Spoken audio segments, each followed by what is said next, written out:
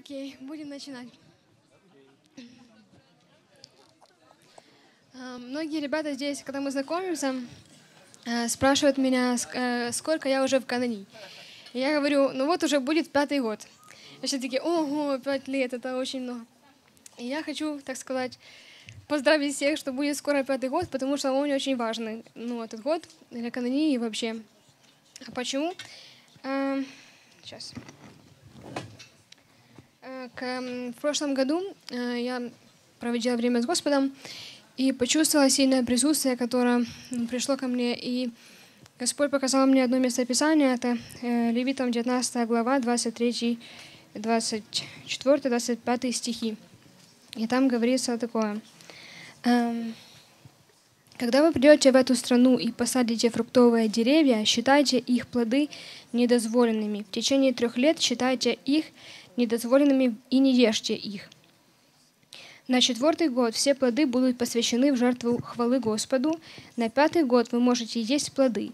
Так ваш урожай будет увеличен, и я Господь, ваш Бог.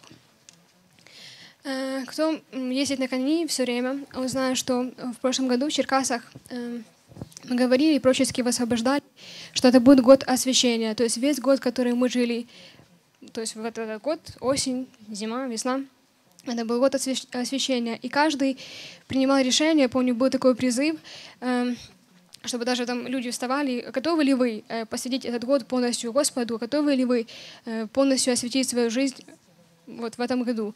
И молодые люди вставали и принимали такое решение. И одно из них была также я.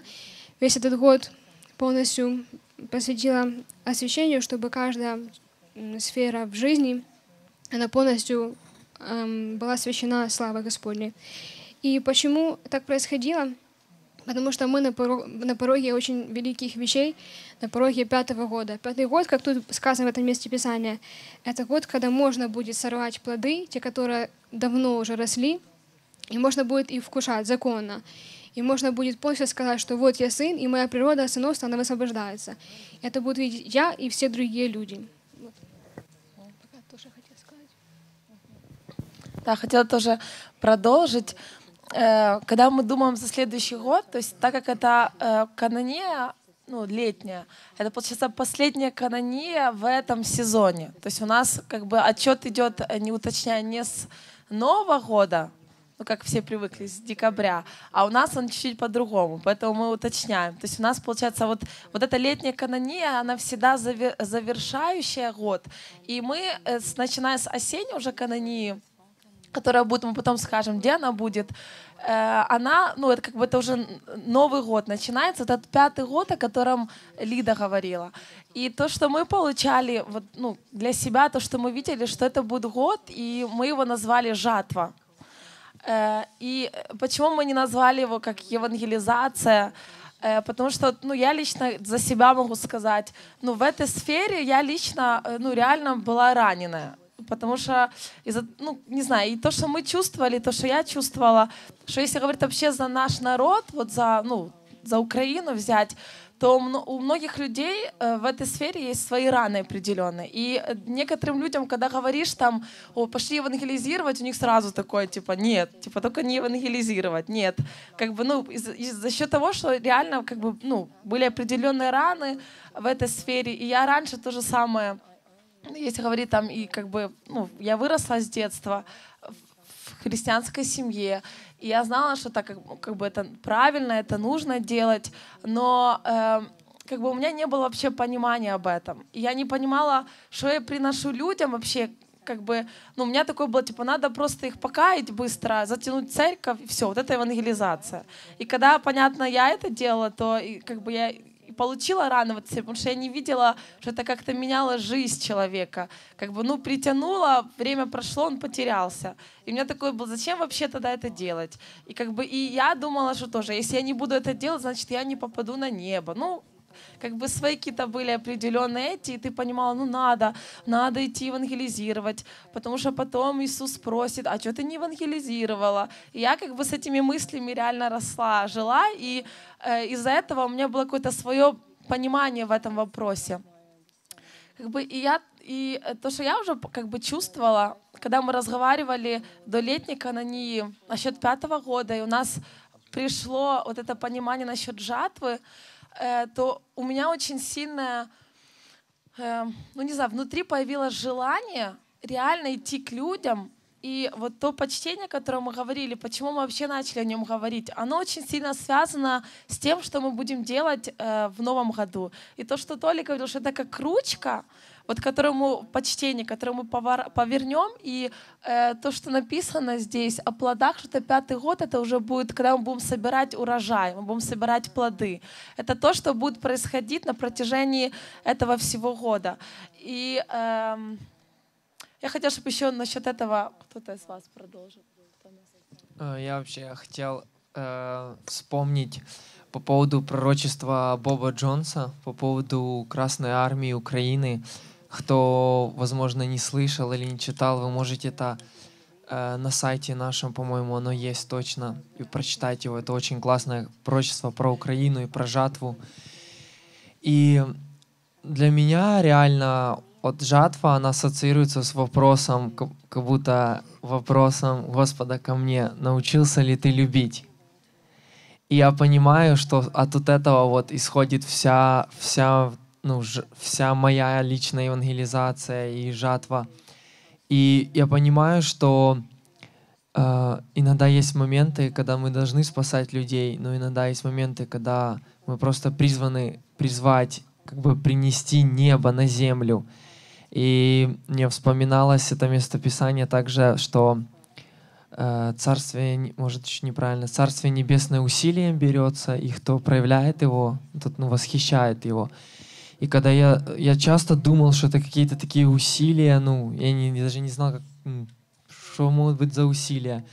И потом один раз я услышал, что Иисус проявил эти усилия, и это усилие — это просто благодать. Что просто, реально, насколько Бог близко и насколько Он любит, просто иногда незаслуженно. И есть люди, многие люди, они просто реально, если как-то, не знаю, по-своему они не заслуживают многих хороших вещей. Но иногда Бог любит, такое ощущение, иногда плохих больше, чем хороших, просто чтобы что-то показать нам, что Его любовь, она намного важнее. И у нас есть пророчество, у нас есть призвание, и Бог влаживает людей в наши сердца. И вы можете чувствовать в своем сердце, как Господь дает вам какую-то землю или людей.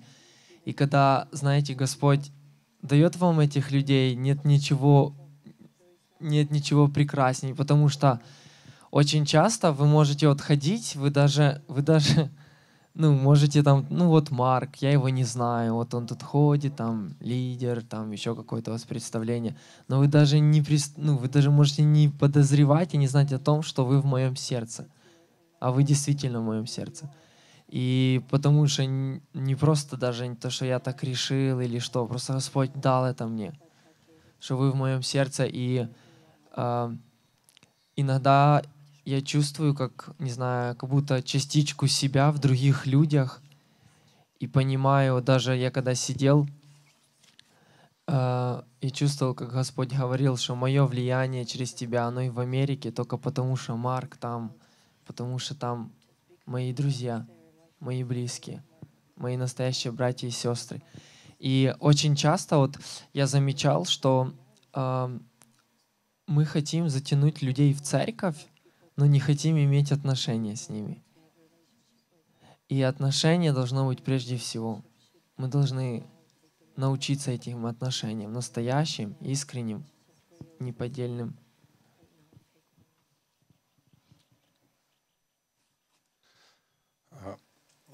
Я бы хотел сказать по поводу взгляда, по поводу отношений к тем людям, которым мы хотим служить, и у которых у нас есть желание служить.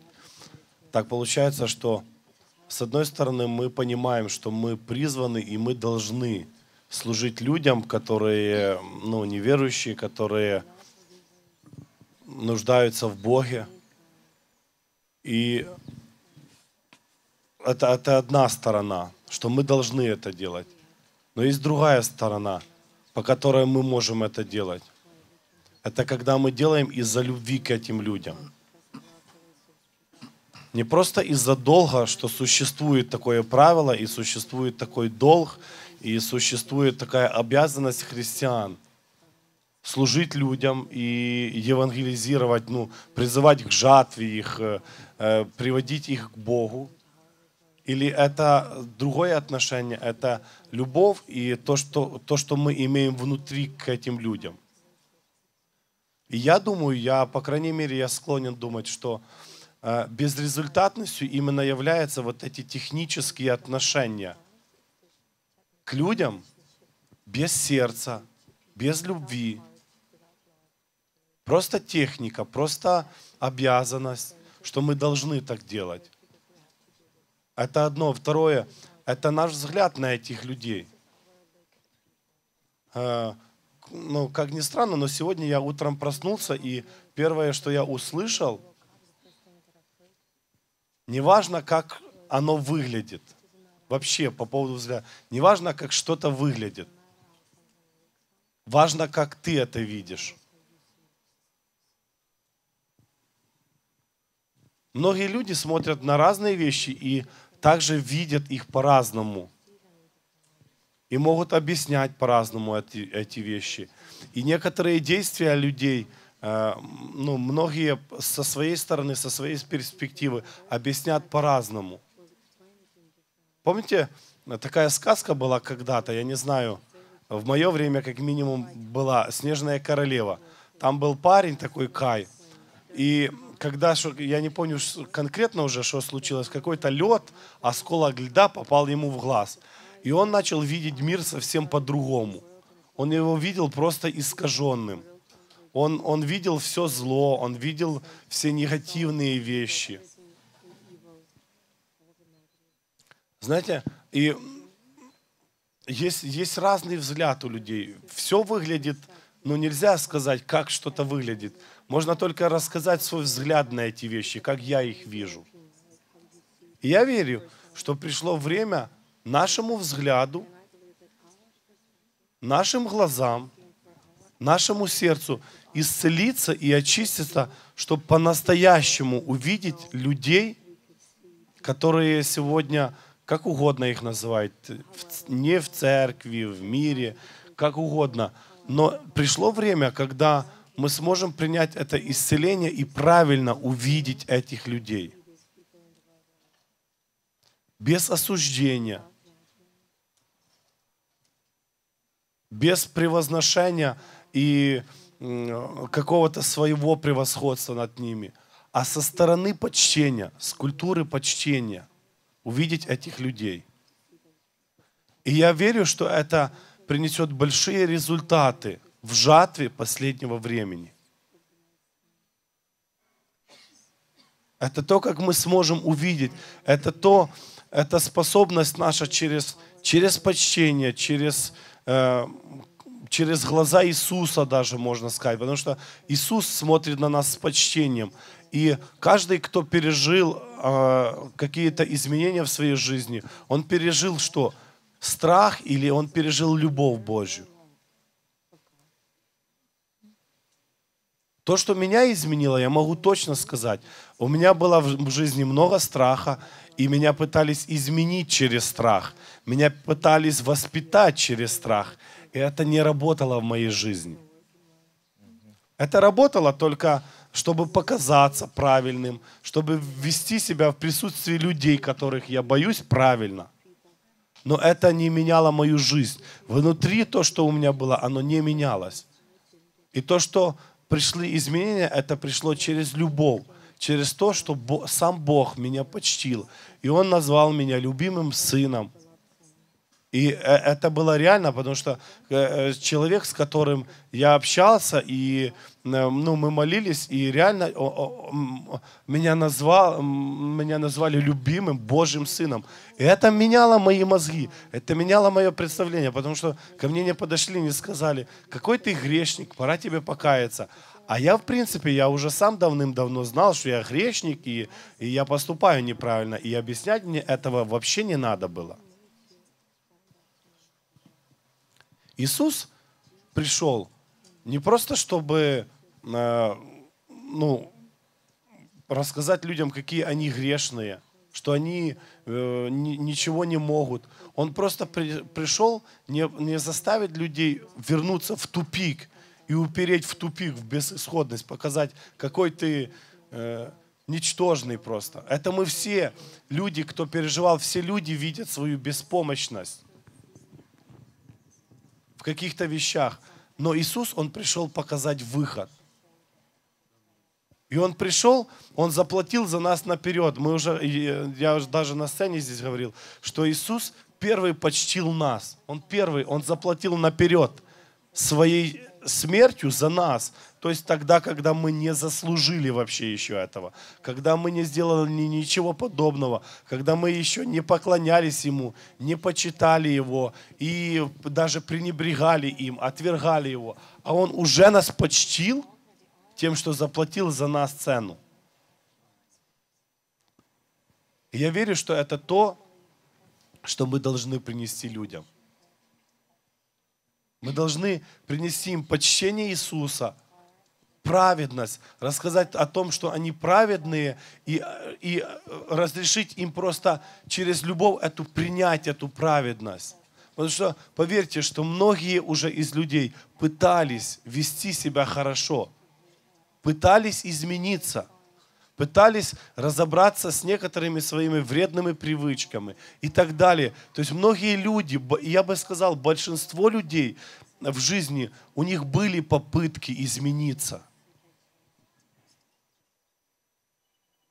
И когда мы сможем показать им любовь Божью через это почтение, через наше отношение к ним и через отношение Бога к людям, которые зачастую переломано, неправедно, я верю, что это принесет большие результаты и это принесет большую жатву, произведет на этой земле. Yes. So we started talking in our leadership about this culture of honor. На нашем лидерском мы начали говорить о культуре почтения. Mark and myself, Sasha, Yuri, none of us came up with that topic. The young people did. И никто из нас, ни я, ни Марк, ни Саша, ни Юрий, мы не определяли эту тему наперед, когда мы приехали сюда. One of our guys, one of my really good friends, was with us. И один из моих he went back to Kiev. Друзей, который был с нами здесь на лидерском, он вернулся после этого себе домой, So he designed this shirt and had it made in 2 days and brought it back to me. Он за 2 дня сделал дизайн футболки и за 1 день поехал домой, сделал футболку, и здесь написано «Культура почтения». Excuse me. Простите, повернусь к вам спиной. Koinonia youth culture. И молодежная культура Койнонии. And so he's you know, just like catches it, just like. Он просто подлавливает такие фишки. He's talking to his church, he's talking to his youth. После того, как он вернулся, он говорил в своей церкви, говорил с своей молодежью. И он сразу же вот эту культуру, которую он подловил, пошел высвобождать ее, сразу же высвобождать другим. И он очень смиренный, у него не было такого сделать множество разных вещей, и то, и то. You've heard me talk before about. Вы слышали, как я раньше об этом говорил? The nature of Christ. Говорил о природе Христа. Versus the character of Christ. Которая противостоит характеру Христа. The nature is who Природа he is. Христа, то, кто он есть. All of his identity, all the identity Извините, не противостоит, а как разница с характером Христа. То есть природа — это все, кто он есть, кто такой Христос, все, что в нем. А характер Христа — это что он делает, что Христос делает с тем, что он имеет, со своей природой. Part of his character is dying for us. Part of his character is dying for us. Часть его характера Христа — это смерть, которой он умер за нас. Part of his character is the physical part of honoring us. Часть его характера — это физическое проявление почтения к нам, то, о котором мы говорили. And so what the Lord has modeled for us. И то, что Господь поставил для нас как модель, это то, о чем говорят ребята. How practically or in any way do we spread what we're talking about? Он говорит нам о том, как мы практически можем распространять то, о чем мы говорим вот здесь, чем мы делимся. It's like for him, just one day. I mean, it's just a gift. But это так же, как мой друг это сделал. Ему нужен был один день, чтобы это продумать, и он начал это распространять по разным местам. И это просто прекрасно. Он высвобождает то, кто он. И его отображение того, кто он, выражается в том творчестве, в том, что он делает и передает дальше мне и другим. То, с чего начала Лидия, этот год освящение, я верю, этот год завершается сегодня, с сегодняшним днем. It's the last Koinonia event for this year. Потому что в этом году канонийском в сезоне сегодня последний день этого года. Завтра утром начинается новый период, новый сезон. И жатва — это не просто жатва душ. Это часть жатвы. Жатва is everything inside you that's the Lord has been pouring into you. Это все, что есть внутри у вас, что Господь вливал в вас, что Он развивал внутри вас, showing itself. Выражается, которое все это выходит наружу. Вот это жатва также. Это характер, что вы будете с этим делать. Потому когда вы не подбираете плоды, а вы просто наблюдаете,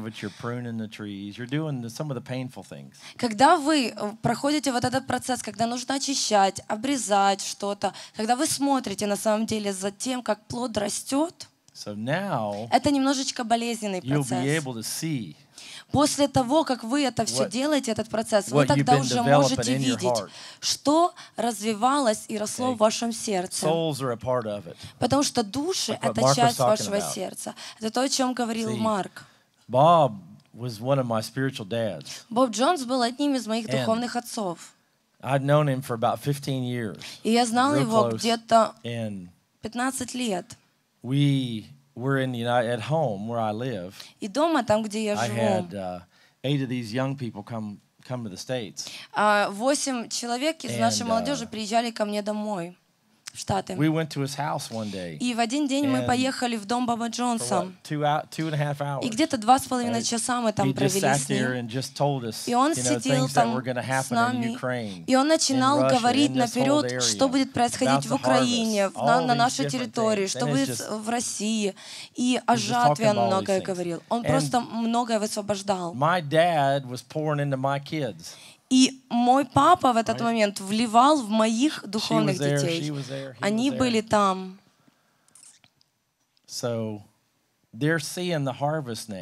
И сейчас они уже видят ту жатву, которая созрела.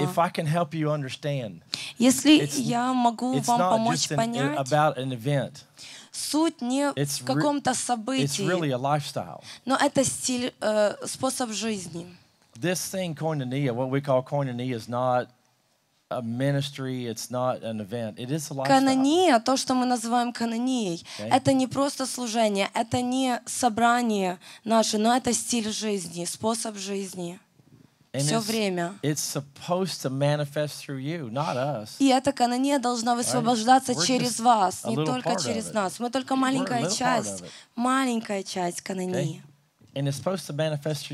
И эта жизнь должна высвобождаться через вас, ребята.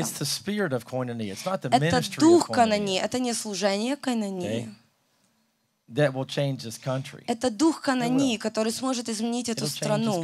На самом деле, это сможет изменить страну. Не служение канонии, не это. Но природа, дух, в котором мы развиваемся все эти годы, все эти 4 года. Она уже меняется. Но жатва в этом году будет намного большей.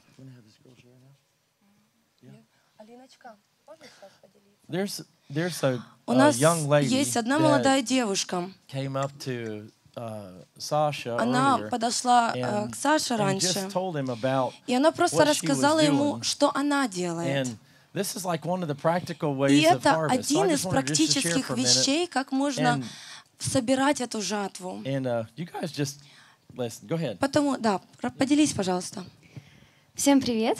Очень рада с вами здесь быть. Вырвалась к вам сюда, можно сказать, из процесса и приехала сюда ради того, чтобы поделиться с вами маленьким словом, которое имеем для вас, которое пастор Александр посчитал нужным вам сказать. И я верю, что Бог хочет, чтобы вы это услышали. Та тема евангелизации, которая сейчас поднята, это очень важная, правда? Это реально одна из самых важнейших наших миссий. И хочу просто рассказать то, чем я занимаюсь. В данный момент времени вы знаете, что на Украине идет война. То, что сейчас происходит в нашей стране, это реально очень серьезные вещи. Через средства массовой информации, через СМИ, как бы на наш мозг и на уровень нашего сознания действует усыпление. То есть всем говорят, что все хорошо. Да, там как бы война, там ребята как бы умирают, но ничего страшного, мы переживем. В данный момент времени, как бы, чем я занималась и чем я сейчас служу нашему народу. У нас есть громадская организация, я как один из ее волонтеров, мы помогаем 95-й, 24-й аэромобильной бригаде Житомирщины. Мы собирали вещи, так как наша церковь тоже служила, а теперь мы шьем аптечки. Аптечки для военных. И это аптечки не просто такие огромные аптечки, да, а это аптечки, которые сюда на руку каждому прикрепляются. И та аптечка, с которой этот воин, да, парень обычный, он сможет ходить, и если вдруг его поранили, он может себе оказать моментальную медичную допомогу. Вот. И как бы, когда я начала этим заниматься, я думала, ну, это как бы интересная идея, можно этим помочь. Но когда я начала углубляться в то, что действительно это стоит, когда я начала видеть, что действительно эти ребята, приезжая с АТО сюда на неделю в отпуск, они кричат, пожалуйста, дай мне, очень прямо там умоляют, дай мне. Я говорю, она еще там не заполнена медикаментами, я еще только шью ее. Нет, дай мне, пожалуйста, дай мне, я сам себе куплю. Потому что парню, попадая там пуля в ногу, он, ну, это самое элементарное ранение. В ногу, в руку. Но из-за того, что у них даже нет жгута рядом, они всплывают кровью. Пока до них добегут, они уже мертвые. То есть и это элементарно. Элементарно то, что никто этим не занимается. Элементарно то, что нас очень много. Если бы хоть кто-то из нас, ну не кто-то, а вот каждый из нас действительно горел за этих же неверующих людей, которые там погибают, да, за нас, отстаивая нашу независимость, чтобы мы здесь жили спокойно. Если бы каждый из нас действительно что-то делал, все, что мы сейчас можем делать, это действительно быть тылом, тем духовным тылом, и той церковью, которой Бог нас призвал в это время. У нас война. И мы не должны забывать об этом. Не верьте в СМИ, не верьте тому, что этот мир вам говорит. У нас реально в стране война. И действительно, нужно говорить всегда правду. И нужно считаться с этой правдой. Если мы будем даже говорить, что у нас все круто, поверьте, это так же самый духовный мир. Так что сейчас происходит в Украине. Поэтому ну, как бы я вас призываю к тому, чтобы вы посмотрели в свое сердце, помолились Господу и начали действовать на тех местах, там, где вас Бог ставит, в тех делах, в которых вы можете участвовать. И не бойтесь. Каждое ваше действие, все, что вы будете делать, это вы будете делать для Бога. Это вы будете сеять, даже никто не будет ни слышать, ни видеть, но Бог будет знать. И эти ребята, они получат ваше тепло, вашу любовь через ваши поступки. Там. Они не будут знать, кто вы, но они потом узнают, когда они на небо придут. Поэтому я призываю вас верить, любить и действовать. И через дела являть Иисуса Христа. Спасибо огромное.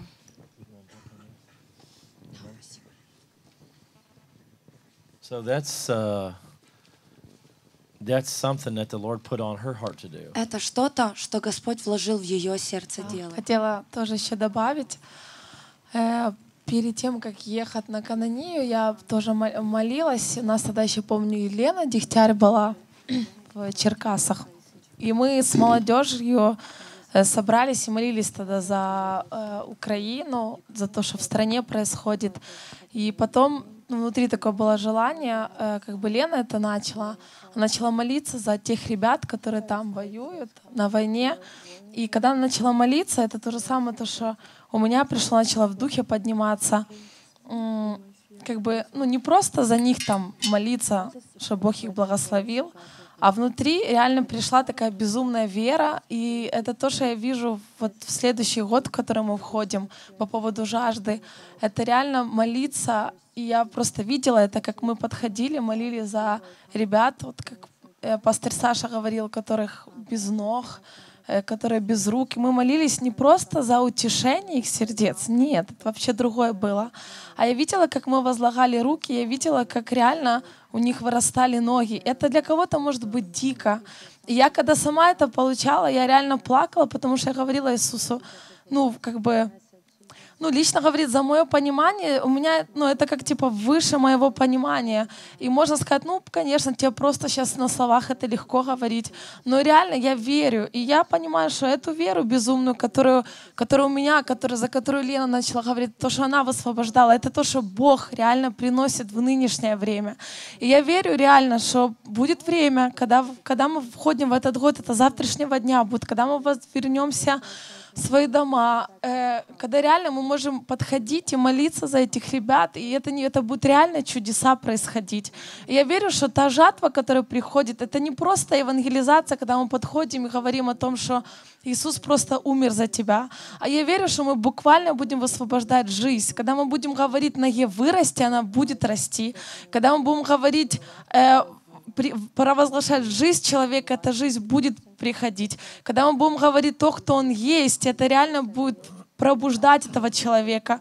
Когда мы то, что мы сегодня практиковали, это когда мы пророчествовали друг другу, я верю, что мы будем это высвобождать. Когда мы будем подходить к людям, которые не знают Бога, и мы будем говорить то, что у них было в прошлом, реально их раны, и то, что Иисус, Он хочет изменить всю их жизнь. Когда мы будем пророчествовать, и это то, что они, возможно, где-то они привыкли, к гадалкам приходить и так далее, но они не знают, что реально люди, которые знают Бога, они буквально в этом живут, когда они могут рассказать человеку о его прошлом, и не просто рассказать о его прошлом, а о его будущем, как это видит Иисус. Я не знаю, я лично этот год так вижу. И поэтому в моем понимании, когда я представляла этот год, мы на лидерском реально сидели, мы с ребятами плакали от того, что это выше нашего понимания. И даже когда мы молились утром за Украину, Вадя это высвободил, он молился и говорил о том, что он конкретно говорил за воскрешение вообще мертвых. И я не знаю, все ли это слышали, но когда я это услышала, я реально стою, говорю, я не знаю вообще, что это за время приходит, но я просто прошу, пожалуйста, возьмите это. И не просто даже так в Киеве. Последнее служение в Киеве, когда была канония, мы говорили о том, кто мы есть. Помните, мы кричали буквально, я знаю, кто я есть, я дитя царя. Почему с того момента это началось? Потому что если ты не знаешь, что ты есть, ты не можешь ходить в этой силе.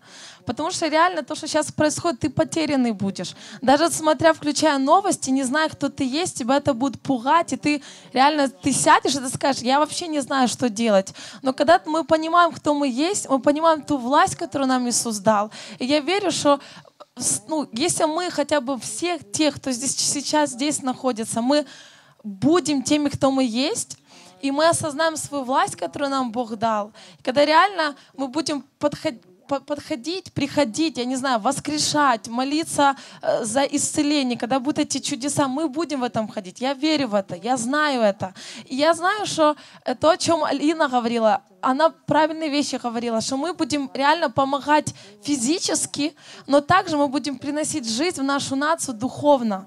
Потому что я вижу, как реально в этой сфере, у нас в этой сфере очень много ран есть в нашей стране. Реально очень большие раны. И я верю, что мы те, кто принесем это исцеление. Я верю в это. И я не могу объяснить, откуда эта вера взялась, но она есть во мне. И я просто делюсь то, что в моем сердце есть. Before you do that, I want to give you a quick example. До этого, как вы скажете, я хочу небольшой пример еще привести. I've got this guy I know. He lives real close to me. У меня есть один знакомый, он живет очень близко рядом со мной. He's raised 42 people from the dead.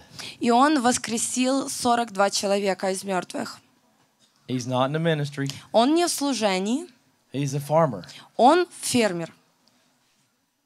He's a farmer. Он фермер. He's a cattle farmer. Он like a dairy farmer. Смотрит за домашним хозяйством. То есть years ago, he had a baby calf die. Много лет назад умер теленок у него. He was really sad. И он был очень опечален, что теленок умер. И Господь ему сказал: так почему тебе не помолиться за воскрешение? И он сказал: хорошо. И он помолился за теленка, и теленок вернулся к жизни.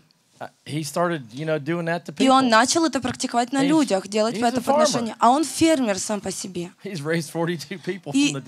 И 42 человека воскресло от его молитвы. Это невероятно. Он неизвестный какой-то человек, никто его не знает. Он просто не имеет страха. Он просто послушен Духу Святому, идет и молится. Люди возвращаются к жизни. Хорошо, пока, увидимся. Не нужно быть суперзвездой христианином для того, чтобы быть просто послушным. Делайте практические чудеса для Господа. Как насчет 3 мужчин в...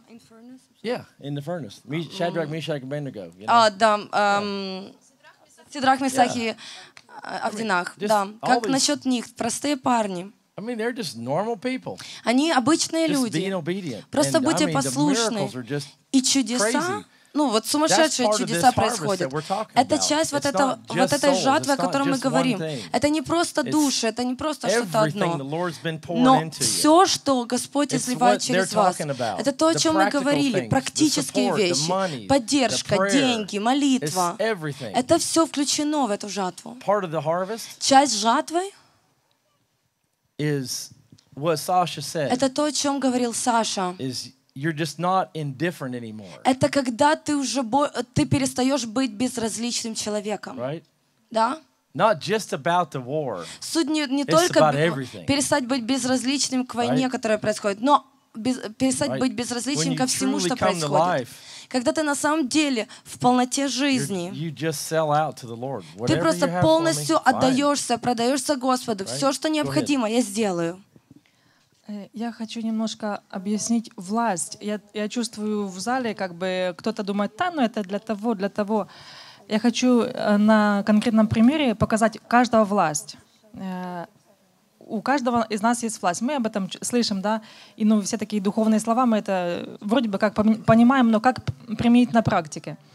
Скажите, пожалуйста, если у тебя есть компьютер, и ты любишь играть в игры, и у тебя есть младший брат или сестра, кто-нибудь из них, как ты бьешься за компьютер свой? Вы понимаете, да? Вот так же само мы бьемся за каждого человека, за каждого солдата. Если у тебя есть машина, неужели ты извиняешься, со своими ключами идешь? Извините, пожалуйста, можно я сяду в свою машину? Да ты просто нажал кнопочку, дверь открыл, сел и поехал. Потому что это твое. Когда мы осознаем, что это моя земля, вот это моя земля, и вот это мои люди. И когда там на Востоке умирают люди, и я их не знаю, но мое сердце просто разрывается. Да, я иногда вообще не переношу смотреть новости, потому что меня все, я не знаю, столько всего, мои родные говорят, и вообще нельзя ничего говорить. Но я не могу равнодушно это слышать. И я потом просто ухожу и начинаю кричать за каждого солдата. Я хочу сказать о том, что у каждого, послушай, у тебя есть власть. Что ты с этой властью сделаешь? Ты можешь отложить, окей, у меня есть власть. Господь, благослови Украину. Ты же все знаешь. Ты знаешь наши помышления сердца. Все красиво звучит. Но когда ты берешь свою власть, и ты начинаешь запрещать, ты говоришь, что там, где окружены ребята, пускай придет прорыв, пускай они пойдут в атаку, пускай у них будет сила это сделать. Понимаете? И потом, когда в новостях появляется, там они чудом вышли, 18-летний парень, он остановил всю атаку, он держал огонь, и всех ребят вывели, раненых вынесли, они все ушли живыми, они ранены, но они живые. И говорили, что стратегически все было сделано правильно. 18-летний пацан. Когда ты воюешь, и воюешь конкретно, вспомни, как ты бьешься за свой компьютер, за свою любимую игрушку. Я не знаю, как объяснить это. Но когда ты понимаешь, что это твое, это твоя земля, это мой дом. Украина — это мой дом. И кому позволено зайти сюда? Кому? Я здесь хозяин. Может, это звучит пафосно, пускай звучит. Но я знаю, что я не хочу, чтобы это было. И я стою на смерть. Знаете, я чуть не сдалась, когда здесь была война. И я уже все, я почти падала, я уже все, секунда, я бы сдалась. Но я внутри, я просто приняла решение, я буду стоять насмерть. Даже если я сейчас упаду, то остальные войдут в победу. Если, я верю, если каждый из нас так будет делать, то мы многого добьемся. И равнодушие месту вообще не должно быть. И с равнодушием, если тебе все равно, начни с этим бороться. Если все равно, что в твоей семье, все равно, что у твоих соседей или с твоими друзьями, начни что-то для них делать. Просто позвони, спроси, как твои дела. И посмотришь, как начнет меняться твоя жизнь. Она станет интересной. Видишь где-то нужду, подойди, помоги. Не надо спрашивать, может помочь, приди и сделай это. Не надо, многие вещи не надо спрашивать, просто бери и сделай. Видишь, не надо возмущаться, приди и сделай. Я верю, что если мы видим такие вещи, это часто Бог нам показывает, а мы ждем подтверждения с небес, ушами слышимым голосом, что да, иди и сделай. Нет, элементарно. Это послушание называется. Когда ты видишь, ты не возмущаешься, ты идешь и делаешь. Потому что ты и есть ответ. Я хотела добавить тоже быстро. В среду вечером, когда мы воевали здесь все, и как Лена говорила, я уже не могла вообще физически, я уже, как говорится, просто хотела сесть, сказать, короче, в общем, сами уже воюете. Но я реально, мне очень тяжело было. Просто я устала физически. Я, залезла на стул туда, я такая, у меня уже все льется, я смотрю на всех остальных, я вижу реально, как, потом, я не знаю, все мокрые. И когда я увидела, как вокруг меня ребята стоят, которые кричат, я буду стоять, пока сердце бьется, я буду стоять, я реально, у меня просто слезы. Я стою, говорю, Иисус, я не могу сдаться из-за них. Я не могла реально. Я понимала, как я могу оставить их? Как? Они стоят, им же тоже тяжело. Там еще Вадя начал орать в микрофон, что, ребята, я тоже устал, пожалуйста, я умоляю, не сдавайтесь. Вот я, реально по-настоящему, наверное, пережила, что такое, когда ты стоишь не просто за себя. Если просто за себя, то я говорю, что я чувствовала. Я бы села и сказала, я уже, не могу. Но когда я представила, что я стою реально за всех, и я не могу сдаться, я реально не могу сдаться. Я потом не заметила, где-то, наверное, минут 10 прошло, и я, уже стою, как ни в чем не бывало, вроде я только пришла на войну. Вообще такое чувство было, все, вроде вся усталость ушла. И ты опять стоял, и все нормально вроде уже было. Это точно так же, как утром. Когда мы за Украину стояли, воевали, и тоже такие моменты были, уже думаешь, особенно если ты там новости слышал, и такой, не знаю, то как с Ирой Присмицкой общалась, она вообще очень много знает по поводу СМИ, она в этом работает, то есть она больше знает, чем, наверное, многие из вас. И она рассказывала, что когда она сюда ехала, у нее реально уже не, у нее такое было внутри, что интересно, что сейчас уже мы будем говорить о том, что происходит, когда реально тысячи умирают, и мы вроде что-то делаем. И потом, когда говорит уже утром, она видела, когда вот это мы реально воевали и стояли все до конца, хотя тяжело было. Но ты понимала, ты не можешь сдаться, ты будешь воевать за них, ты будешь стоять за них, потому что ты понимаешь, что их там окружили, кто им вообще может помочь реально? Кто, как реально не Бог, который может прийти, может что-то изменить. И когда потом что мы начали почтение насчет России высвобождать, именно за народ, любовь, вот это то, что реально не может сделать сейчас людям, что они ненавидят этот народ, ненавидят реально всем своим сердцем. И много раз слышала, когда реально ты можешь в маршрутке ехать и просто проклятие высвобождают и говорят, что я могу убить. Я сама замечала, что я сидела, и у меня аж внутри самой такое поднималось, думаю, наверное, сами дали автомат, я, наверное, не знаю, что сделала. Потому что это на тебя влияет. Все вокруг это думают. И когда мы вчера стояли, утром, и высвобождали абсолютно сумасшедшие вещи для мира, мы говорили, что мы любим, мы говорили, что мы благословляем, мы говорили, что мы прощаем. Вот эти все вещи, они реально меняли понимание. Потом я с Ирой общалась, она мне говорила, вот теперь я верю. Вот теперь я верю реально, что может что-то поменяться, и есть надежда в нашей стране. Я говорю, я не знаю то, что ты знаешь о нашей стране. В плане, я не знаю по новостям ты знаешь реально, ну, глубже. Я только поверхностно. Она говорит, зная то, что я знаю, я могу сказать, я верю. Вот теперь я верю. Когда она увидела реально, как мы стояли, как мы воевали, и что Иисус идет впереди нас. И это реально меняет абсолютно всю картину. Поэтому, ну, то, что Лена говорит, сейчас не время вообще к какому-то, не знаю, безразличию. Это вообще новый период. И самое интересное, или я не знаю, то, что я на своей жизни пережила. У меня есть выбор. Я вам честно говорю, есть реально выбор. Я могу взять вот это все, власть, все, что Бог дал, все, что Бог сказал насчет молодежи этого времени. Это вообще сумасшедшая молодежь. Я могу это взять, или же могу просто сидеть и смотреть, как это будет Лида делать. От меня зависит.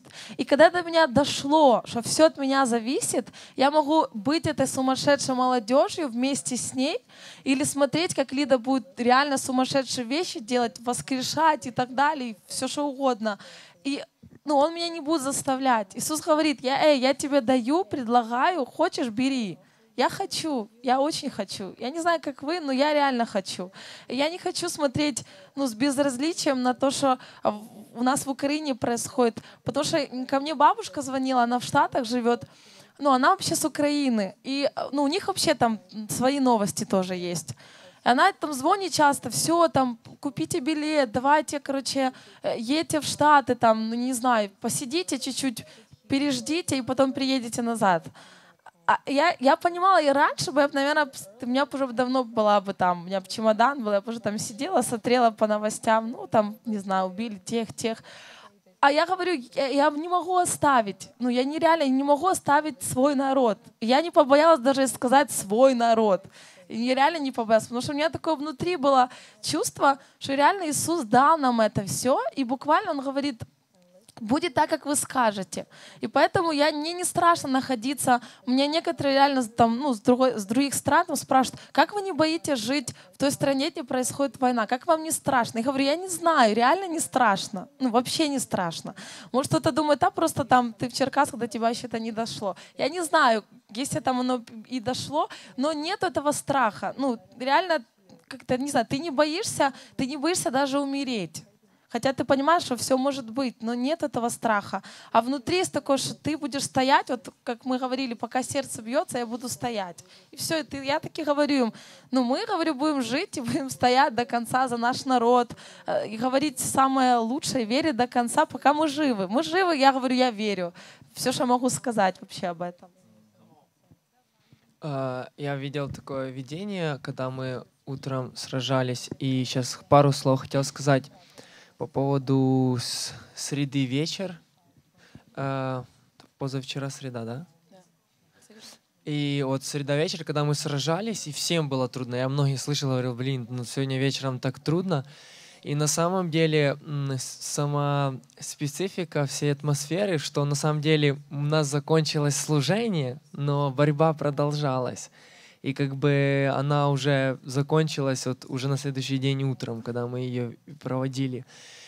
И почему для меня это такая тема, что я сейчас даже очень сильно сфокусирован в своих отношениях с Господом на этом, сверхъестественное. Потому что я часто говорил эту фразу, что когда нету сверхъестественного в наших отношениях с Богом, вообще в том, кто мы есть, то просто все сводится к каким-то добрым делам и каким-то просто правильным библейским принципам. Что когда есть сверхъестественное исцеление, воскрешение, изгнание бесов, то есть не остается никаких вопросов. Люди видят реальное Царство Божье. И когда мы здесь воевали за Украину, и также, кто еще не понял, мы воевали и за Россию, в духовном плане.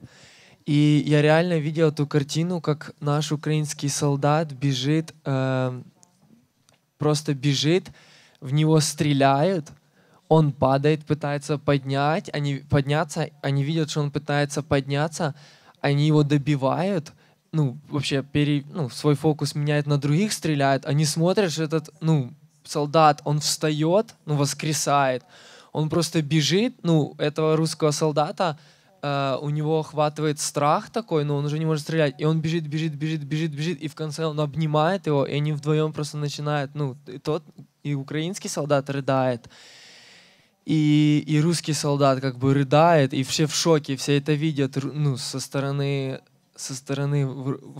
русских солдат, они видят это, и они тоже плакали.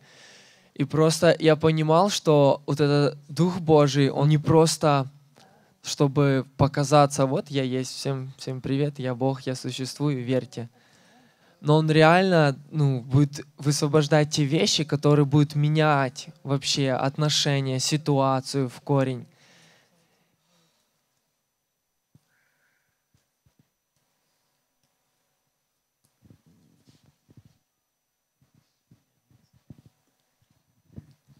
Еще коротко хотел сказать. Я однажды я почувствовал такой момент, в отношениях с Богом, когда я с Ним говорил. И чувствую сейчас тоже по поводу этой ситуации, по поводу того, что произошло. Когда мы пережили внутри себя вот эту победу, и когда мы пережили то, что уже произошло, на самом деле это произошло уже. И просто нужно еще какое-то время, какие-то вещи, чтобы мы увидели уже в физическом, фактических моментах, что это уже случилось. Знаете, и что очень важно в такое время? Продолжать носить в себе победу. Я однажды буквально почувствовал как нужду Бога в том, чтобы я ходил в победе. Он говорит, каким образом я приношу победу? Да я же через вас приношу свою победу. Я же вас выбрал быть носителями моей победы. Многие люди носят в себе поражение, разочарованность, злость какую-то, непонятные какие-то смешанные чувства. И они это высвобождают, как говорит Яна, в маршрутке, они что-то там выплескивают, говорят, других заражают этим. Но те, кто носят в себе победу, они высвобождают победу. И просто я бы хотел вдохновить вас, чтобы вы продолжили ходить в победе. Независимо от того, что вы завтра увидите, что вы услышите, как вам что-то предоставлят, как вас попытаются настроить. Просто примите решение, возьмитесь носить в себе эту победу. Это касается всего вообще в жизни. Но я хочу сказать сейчас конкретно по поводу этой ситуации. Не разрешайте поражению и разочарованию входить в ваше сердце, в ваш дух. Просто продолжите ходить в этой победе.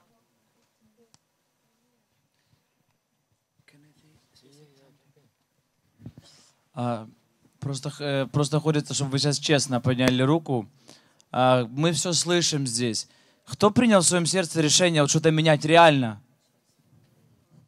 Честно, небеса видят. Если нет этого решения, не поднимайте руку. Я просто думаю, мы не можем просто сидеть. И то, что я говорю, и пастор Александр, спасибо, он такое говорил, откровение трезвости. Пока к нам оно не пришло, нельзя оставаться в таком состоянии. Я помню, на Киевской канонии мы пели и высвобождали песню. Кто помнит, да, был пророческий такое действие, когда Украина, она как вроде лежала, и мы пели «Вставай, моя Украина, вставай, моя рідна земля». И я в тот момент, я просто настолько погрузился в это, я сказал, это «Вставай, моя Украина», это не чья-то, это моя Украина. И есть также один клип, я не знаю, вы, может, его видели на ютубе, он начинается там такими словами: «Боже сумління моє, Отче, послухай молитву. Я Україна, я є, змучена, але не вбита». То есть Украина — это я и ты. Украина — это не территория. Если ты понимаешь, когда у нас пальчик заболел, мы сразу бежим что-то делать.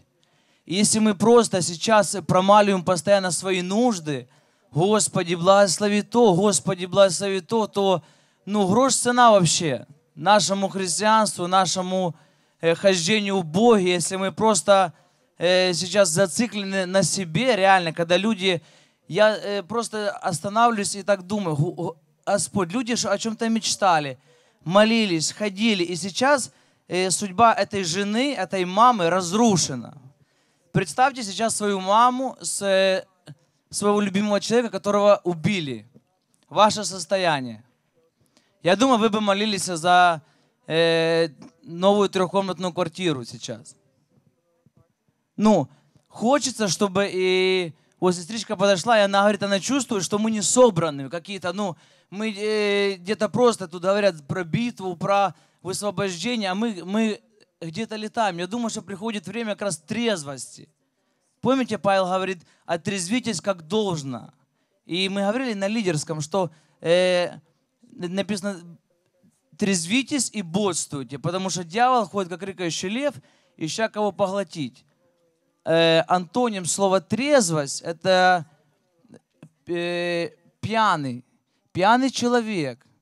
Он не может воспринимать действительность. Его решения, они пьяные. Ты когда говоришь что-то пьяным, он не может собраться. Только трезвый человек реально может сразу воспринять что-то, принять правильное решение. И когда мы пьяные от самих себя, пьяные от различных вещей, можем быть опьянены различными вещами. Каждый знает, почему у него. Просто я прежде всего говорю это в свое сердце. Чтобы я сейчас не прожил. И Бог, было время от Малахии до Матфея. Помните, 430 лет прошло, и когда Бог молчал. Там тоже рождались люди, там тоже умирали, там тоже была куча всяких семей и судьб. Но Бог молчал. И Бог определил, я думаю, вас и меня, и родиться вот именно в это время. Он прописал.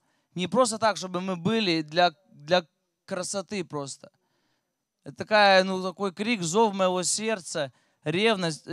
Господь просто, дай, чтобы это реально открыло наши уши, и мы включились. Мы начали просто, жертвовать, отдавать то, что у нас есть, и помогать ближним. Не просто на самом деле, чтобы пусть наша любовь, она будет реально на делах. Прими какое-то решение, какую-то часть реально отдать, выяснить, где реально есть нужда, и просто отдавать, так жить. Но это то, что есть в моем сердце, пусть Бог благословит. Это, я говорю, это не просто как-то, чтобы осуждение пришло, а говорю это в любви, чтобы у нас поднялась ревность. И реально такая, как пощечина от Бога, чтобы мы включились. Просто включились, что мы не просто так живем. Бог тебя создал, и в эту минуту, я последние два слова, именно в это время, чтобы ты был ответом просто от Бога на чью-то нужду, на чью-то судьбу.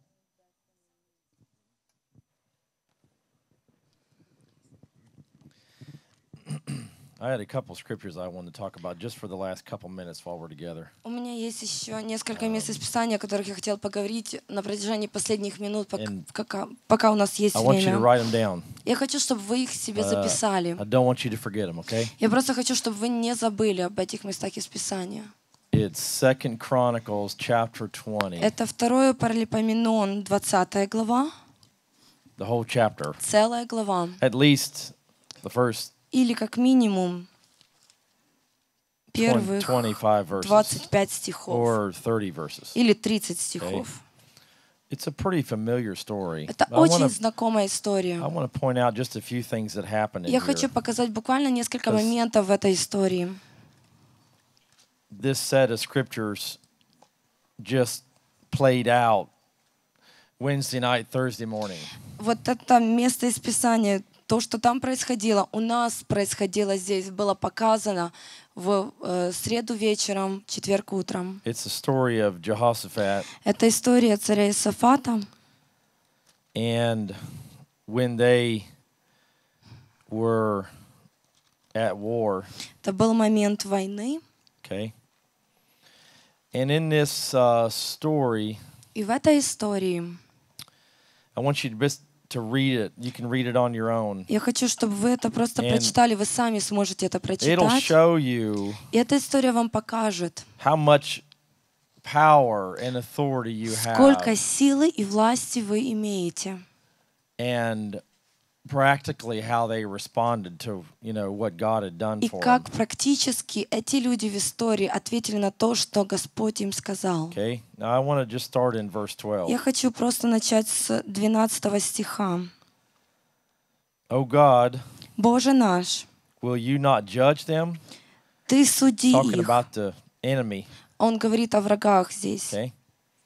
For we are powerless Ибо нет в нас силы before this great multitude, против множества сего великого, пришедшего на нас. nor do we know what to do, И мы не знаем, что делать, but our eyes are on you. но к Тебе очи наши.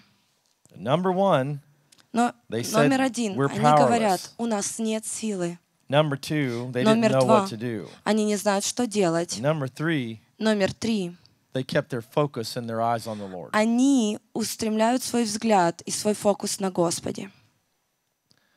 All of them are ready to die. Все они готовы And умереть.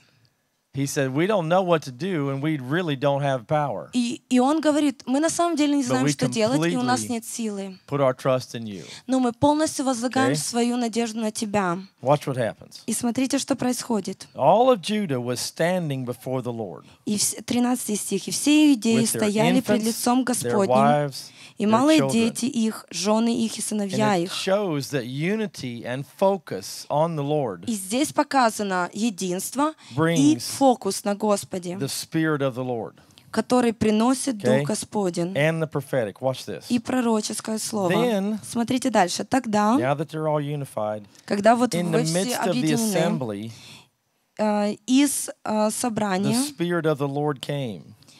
пришел Дух Господень. Verse 14. Это I'm 14 just стих. continually reading. Then in the midst of the assembly, the Spirit of the Lord came Тогда пришел Дух Господень, сошел Дух Господень upon среди Jahaziel, собрания на the Иозиила, son of Zechariah, сына Захарии, the son of Benaniah, сына Ванеи, the son of Jeriel, сына the Иеиля, son of Mattaniah, сына the Матфании, Levite, the левита son из of сынов Asaph. Асафовых. You hear that? Слышите? He's coming on the sons. Он сходит на сыновей. Who are we? Кто мы?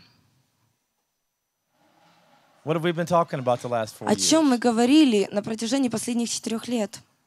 Your identity as sons. Ваша личность, кто вы Right. как сын.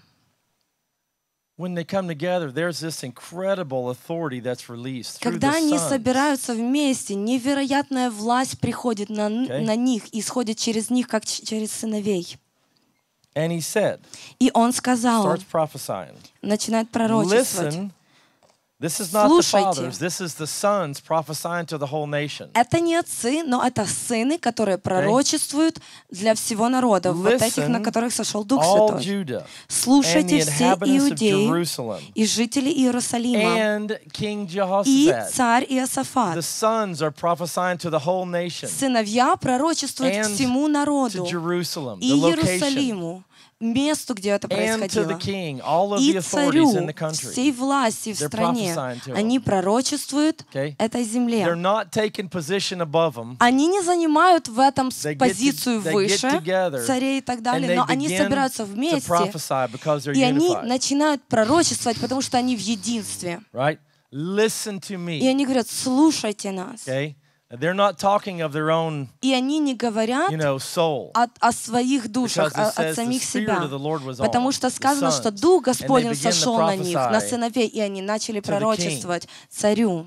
That's exactly what you Это guys were именно doing то, что the вы last 2 делали days. последние 2 дня. Sitting there turning and prophesying Когда to the вы east, пророчествовали на prophesying to the восток, government, пророчествовали на prophesying to the war, власть, prophesying to the enemy. на то, что происходит на войне, на врага и так далее. And man, you guys were seeing visions of И вы Jesus, видели visions of the видение enemy, от all these things Иисуса, breaking in the видение о atmosphere. том, что враг делается. understand? И вы пробивались сквозь is- все это. this Вы is- понимаете? This is not show. Это не шоу, что здесь происходит. This is real life. Это настоящая жизнь. This is real life. Это настоящая This is жизнь. where you live. Это то, где вы живете. And the whole reason И единственная you're причина learning who you are is to take that authority and walk in it. в том, чтобы узнать, кто And вы, это для того, чтобы вы ходили в этой власти exactly и начинали what the Lord told you говорить to именно say. то, что Господь говорит сказать. Why do you think all of these young people are coming up, taking the microphone? Почему вы думаете, вся эта молодежь выходит и берет микрофон и говорит, и высвобождает? This is what you're saying. И вот что он говорит. Thus says the Lord. Так говорит Do not Господь fear. к вам. Do Не not be бойтесь dismayed и не because ужасайтесь of this great multitude. множества сего великого. For the battle is not yours, but Ибо не God's. ваша война, а Божья. Okay? Да? Tomorrow go down against Завтра them. выступите против Behold, they них. will come up. Вот, они всходят. Okay? So what he's saying is, И что он говорит? take your place. Займите свое место. Tomorrow you go down against them. Завтра Take вы your выступите place. против врагов. Займите свое место. You need not fight in the battle. Вам не but нужно будет бороться в verse этой 17, борьбе. station 17 стих. yourself Не вам сражаться and на сей раз. stand Вы and see станьте, the salvation of the стойте Lord и смотрите на спасение on your Господне, behalf. посылаемое Okay? вам. So he's saying, И он you've говорит, got to take your place. вам нужно занять Don't свою just stand there позицию. anymore. Не просто стойте Don't just просто be a good где-то. guy. Не будьте Take просто your хорошим place. парнем, но займите свою That's what you're позицию. talking about. Вот о чем мы все это время That's what this говорили. young lady was Вот talking о about. чем That's what эта all these молодая guys are about. девушка делилась. Вот о чем мы Take your говорим. place. It Займите might be a свое natural место. place, like Возможно, это this физическое girl. место, как That's эта her девочка. Это ее место, делать то, что она This делает. is mine to do. Это I мое want to get these место. patches. I want to get Я this. I want to хочу get this. We're сделать это mobilized and we're doing all these things. медицинскую That's your помощь, и place. то, и то. Okay? Это твое место. You find your place Ты and you найди take it. свое место и займи это Wherever it место. is. Где бы это место ни Both было. naturally and Физически spiritually. и духовно. Why do you think the Lord's been Почему pouring вы into you думаете, all these Господь years? вливает и вкладывает в вас на I know протяжении you've been, всех I этих know you've лет? been ministering. Я You've been знаю, doing что all вы these things служите all и along. делаете But на протяжении всего I'm этого telling времени you, разные вещи. Но я вам говорю, prophetically, пророчески, today, сегодня, it's not by accident не that случайно, this topic is coming up что today. эта тема It's the поднялась last day of сегодня. consecration. Это последний день Okay? It's освящения. today. Это сегодня. And tomorrow, И завтра this harvest begins. начнется эта жатва.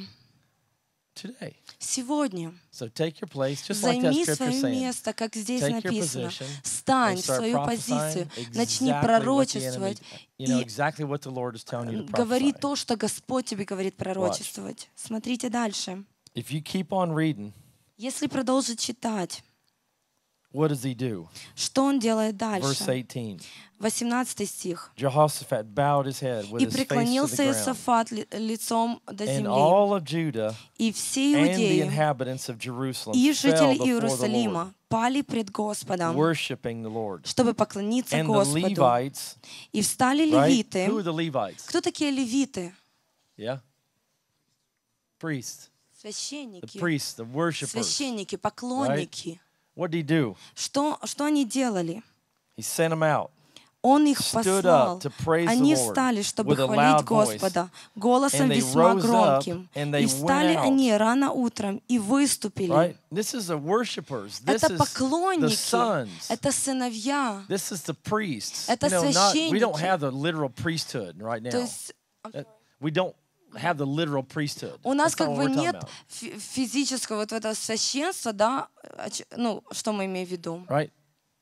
Why did we spend so much time just worshiping? Почему мы выделяем столько много It's времени просто literally leading the way поклоняясь? in the supernatural Это для realm. того, чтобы пробивать путь All в these prophetic things, сверхъестественном. just leading the way, Пророческие just вещи, breaking down пророческие walls, слова, они breaking просто down walls, пробивают breaking down духовный walls. путь, Watch what просто happens. пробивают эту дорогу для нас. Смотрите, что дальше происходит. And when he had consulted with the people, in other words, he talked to them. И совещался он с And народом, he 21 appointed стих. those who sang to the Lord И поставил and певцов those who Господу, praised him in the beauty of holiness. и те, чтобы они в благолепии и святыне выступали And they вперед. went out Они вышли ahead of the вперед. army. Перед армией они Right? шли. They went out ahead of the Они army. вышли впереди армии. So it's literally this prophetic И spirit of потому worship буквально that's этот going out пророческий дух in front. поклонения шел впереди армии. And you keep on reading. И I don't have вы time. продолжите дальше читать, вы прочитаете. У меня Okay? нет много сейчас времени. But in verse 23, Но в 23 стихе здесь сказано, что враг начал разрушать сам себя. they didn't fight. Они, They didn't do войско one само не билось, but ничего be не сделало, obedient to the но Lord. они были послушны But they had Господу. to take their place. Им нужно было right? занять свои In the позиции battlefield. на поле битвы. battlefield, not На at the поле house, битвы. Не дома они not in the оставались, banya. не в I love бане. my house. Я люблю свой I дом. love the banya. Я люблю ходить в баню. I do. Да, на самом But then the деле. Lord says, all Но right, когда it's Господь time говорит, to take your хорошо, для place тебя время and пришло do занять what I твое tell you место to и do. делать то, что я говорю тебе делать. Right? And it's Да? in the battlefield. И это место на поле битвы. You may not be in the physical Возможно, ты battlefield of the east, не будешь in послан Damascus or физически на wherever. But he восток, said, на поле take your битвы place или in the где-то. battlefield, Но он говорит, do it займи together. свое место на And поле битвы и stand делай то, and что you watch what необходимо. I do. Стой и наблюдай, что я буду делать. Don't sit. Не сиди. What did he say? Но что он говорит? Stand. Стой. I mean, stand tall. Это означает, You стой, keep on standing. стоя на ногах и some продолжай really strong стоять. encouragement Это for the Lord. очень-очень сильное ободрение от Господа. You know what that says to me? Знаете, о чем это мне говорит? That he trusts you. Что Он доверяет вам. He trusts you. Он доверяет вам. Take your place. He didn't Займите свое место. say the old men Он не говорит, старики and the old, пошли. established prophets and Или everything else. у те like, укорененные пророки "These are the вышли. sons Но здесь написано, and the это сыновья, worshipers." поклонники. Here you are. Вот вы где. Here you are. Вот вы где. The Lord told me Господь сказал мне, that, and I've told you before, и я it уже об этом hinges, раньше говорил. this country hinges on the body of Christ. Hinges. It goes one way or the other. You know, like the door has a hinge that turns. It's that hinge that Okay. it actually holds. You understand?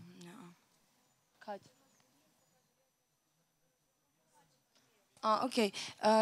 Господь мне показал, вот в двери есть железная такая штука, которая завес, да? Окей, все, навес. Okay. It hinges on the body of Christ. Это навес на теле Христа есть такой. Завес. You got it? Yeah. Вы поняли. Петли. Sorry. Okay. All right. One more thing. Еще кое-что.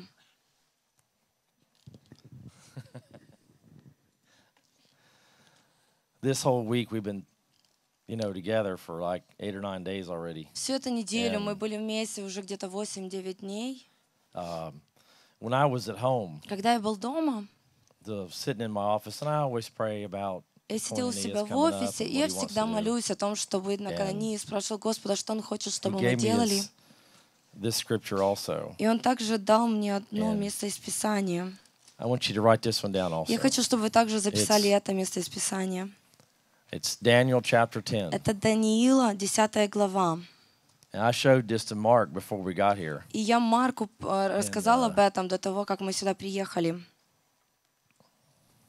Daniel chapter 10 again is pretty Даниила, familiar 10 story. глава. Снова-таки очень знакомая для нас история. And it's a story when Daniel Это история, когда Даниил was mourning был в состоянии плача because of the conflict that was going on. из-за того конфликта, который происходил. And he was mourning for 3 weeks, В 21 days. состоянии скорби. И он 21 день он был в It says состоянии that in скорби. verse 2, 21 days he Во was in втором mourning. стихе это написано. And those 21 days, Это 21 день the Lord was silent. Господь молчал. And to a prophet, that's tough И для пророка это тяжело, when God's silent. когда Господь молчит. And you can read that story. И вы What I можете want to do прочитать эту историю. Но что я хочу is I сделать? want to jump on down Я хочу немножко дальше пойти to по этой 10. главе к 10 стиху. I'm telling you what's going to happen Я говорю вам, что будет происходить сегодня вечером. Хорошо? Then, behold, a hand touched me and set me trembling on my knees. Но вот коснулась меня рука и поставила меня на колени мои. And he said to me, Daniel, и на длани руки моих. И сказал он мне, Даниил, man of high esteem, муж желаний. В английском написано муж великой оценки. Вникни в слова, которые я скажу тебе, и стань прямо на ноги твои. Ибо к тебе я послал ныне. Когда он сказал мне эти слова, я встал с трепетом. Это то же самое, что я делаю сейчас. Но он сказал мне, не бойся, Даниил. For from the first day you set your heart с первого дня, как ты расположил сердце твое, on understanding this, чтобы достигнуть and on humbling yourself before God, и смирить себя пред Богом твоим, слова твои услышаны. And I have come in response to your words. И я пришел бы по словам твоим. But the prince но of the king of Persia царства персидского was withstanding me стоял против меня for 21 days. 21 день. Then behold, Michael, но вот Михаил, one of the chief princes, came один из первых to help князей, пришел помочь мне. For I had been left there и я with the остался king там of Persia. При царях персидских. Now I have come to give you an understanding а теперь я пришел of what will happen to возвестить your тебе, people. что будет с народом твоим в последние времена. You can keep on reading that. И вы можете дальше продолжать читать.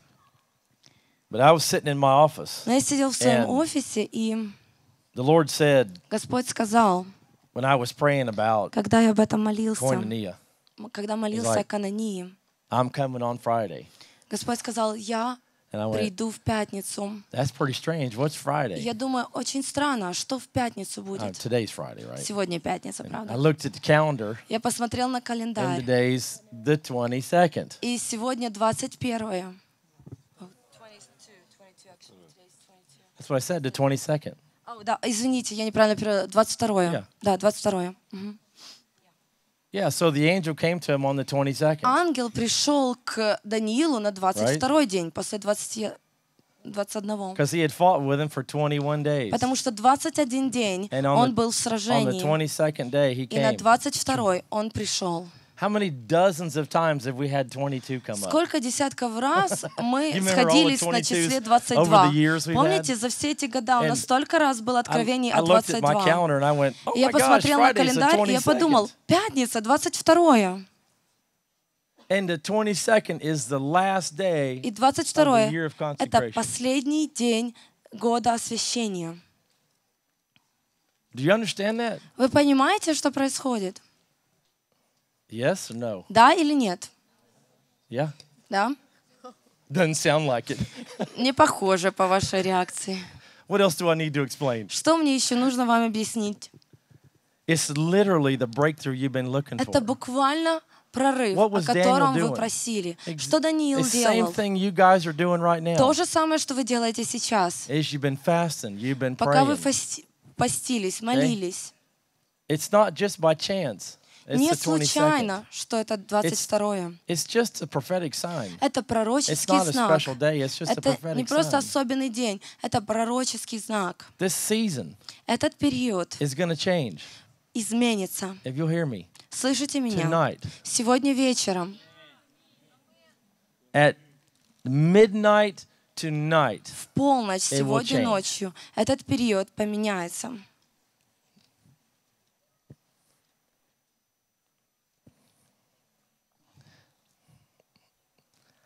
And most of you don't believe me.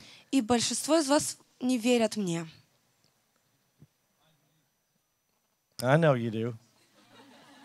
I know that voice. Я знаю этот голос, он верит. You can't imagine how strong the Lord came to me in my office and Вы told me даже не this. знаете, насколько сильно пришел ко мне Господь, когда Он мне говорил об этом.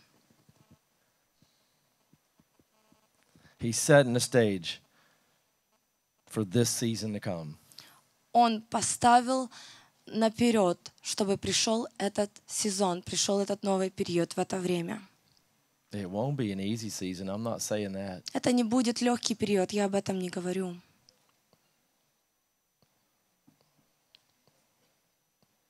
But that angel, when he came to Daniel, Но этот ангел, когда он пришел к Даниилу, I heard you from the first day. Он сказал: я слышал тебя You с set первого your дня. face Ты to seek me and to направил свое understand. лицо, чтобы искать меня и получить And you fasted, понимание. you И prayed, постился, You молился. mourned for that whole Ты был в season. скорби все это время.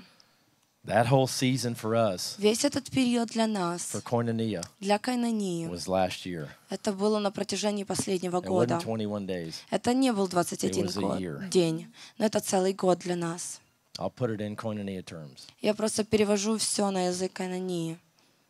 It's 21 days for Daniel. 21 день It was это 1 было year для for us. Даниила, это был 1 год для нас. And tomorrow everything И changes. завтра все поменяется. It just happens to be the 22nd. Просто так произошло, что это 22 число. And the Lord said, И Господь сказал: I see, я вижу, and he literally sent Michael. и Он буквально посылал Михаила. Who is Michael? He's the chief archangel. Михаил — это главный архангел. You got anything you want to share? No?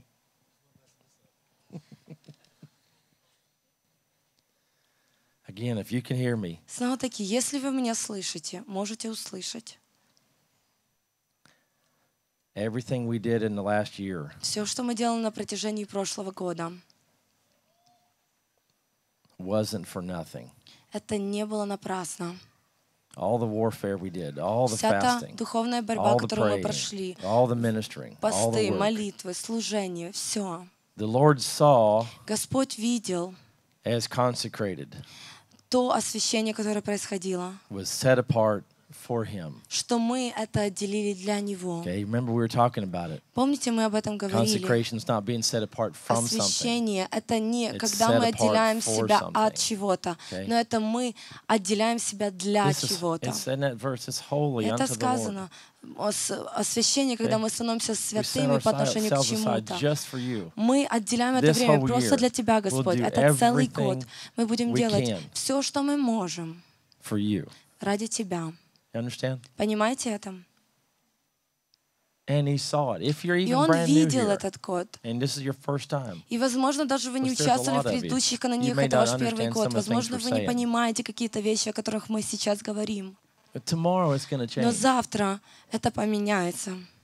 I'm telling you, 'cause I Я вам know, говорю, ребята, я as знаю. I know I'm sitting here on this Так chair, же, как я знаю, что я сижу здесь, на этом стуле.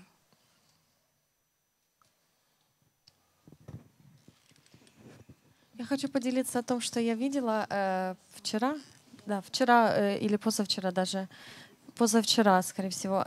Я видела, как, когда вот начиналась эта борьба, мы сильно начали когда молиться, и как раз это было вечернее служение, и сильная война была духовная. И я просто увидела видение, я видела этого Михаила. Я знала, что это Михаил, потому что он не был похож на всех ангелов. У него особенная одежда, и он по-особенному отличается от обычных ангелов. И в руках он принес с неба, был сверток, белый сверток, красивый сверток. И он нес его к ангелу, который ответственный за Украину. И он отдал этот сверток ангелу, который ответственный за Украину, и просто обратно ушел туда, к Иисусу. А ангел, который ответственный за Украину, начал просто разлаживать этот сверток по всей Украине, по всей Украине. И вот я увидела, как этот сверток просто был полностью карта Украины, и все было устелено этим свертком. И когда мы уже молились на следующий день, когда происходило уже, мы и за Россию молились, и все, я увидела опять Михаила, он опять приходил, и за собой он приводил 1000 ангелов. Я еще столько ангелов я не видела никогда в своей жизни. Потому что это было так сильно, он просто звал их на помощь, привел он их на помощь к нам всем, потому что как раз происходила борьба за Украину и Россию. И как только Вадим начал говорить про этого медведя, я его тоже видела, и я видела еще некоторые демонические вещи, которые происходили на Востоке.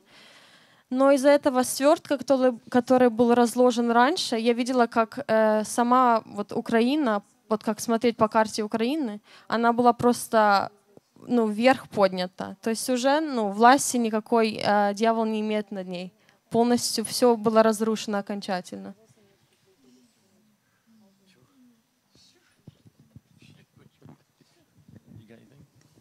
Я в шоке. Ребята, я хочу попросить вас очень сильно, чтобы вы прочитали обязательно. Если у вас будет сегодня время, прямо сегодня прочитайте.